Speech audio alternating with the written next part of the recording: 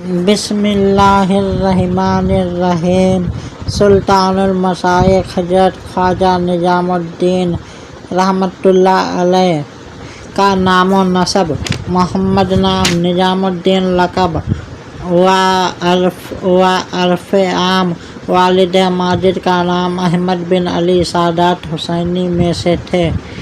نانی حال بھی سادات میں تھا۔ دادا خواجہ علی اور نانا خواجہ عرب دونوں ہم جد تھے اور دونوں بخارا سے آ کر کچھ مدت لاہور رہے۔ وہاں سے بدایوں آئے۔ سن 636 ہجری میں بدایوں میں آپ کی ولادت ہوئی۔ بدایوں قدیم بدایوں صرفہ اور سادات کا قدیم مسکن تھا۔ بہت سے سادات کرام اور مشائخ اعظام نے ایران و خراسان سے آ کر یہاں سکونت اختیار کر لی تھی۔